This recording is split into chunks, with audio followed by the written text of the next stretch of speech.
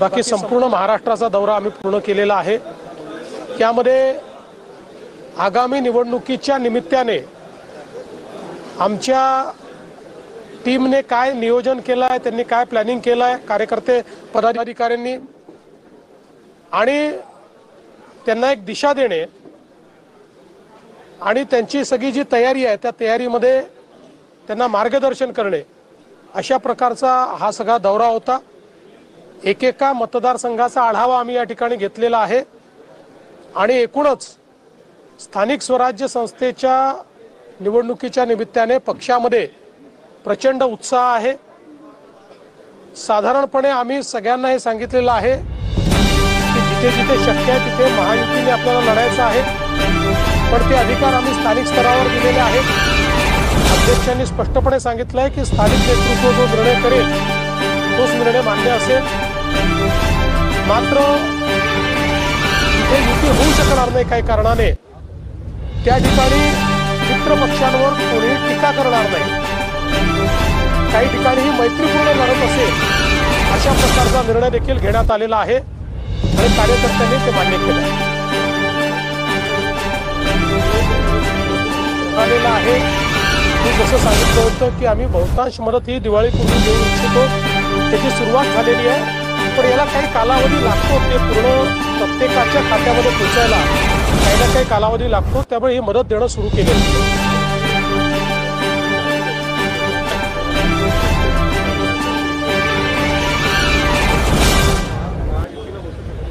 बघा, मी तुम्हाला स्पष्ट सांगतो, कोण कोणासोबत जाईल हे आज सांगता येत नाही, पण एवढं निश्चितपणे सांगू शकतो, कोणीही कोणासोबत गेलं तरी महाराष्ट्रामध्ये भाजप आणि महायुती हीच या निवडणुका जिंकणार आहे।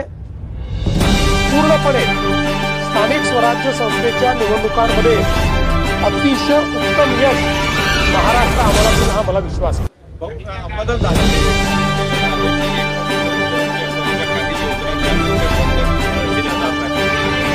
चला, अंबादासांना किमान शिंदे साहेबांबद्दल एक चांगलं ट्विट करण्याची इच्छा झाली, हे देखील महत्त्वाचं आहे, पण त्यांच्यासहित मी सर्वांना सांगतो, कुठल्याही योजना बंद करण्याचा आमचा विचार नाही।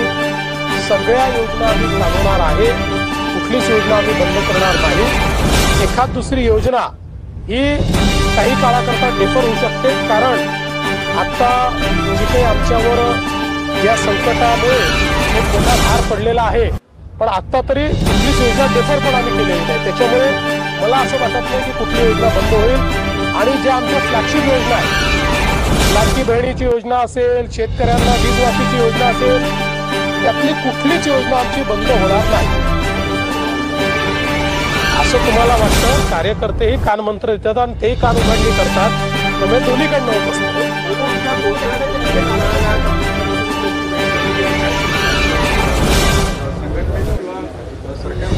नाही, आज सुदृढ पूर्ण वेळ होते, पण माझी चर्चा नाही होऊ शकली त्याची।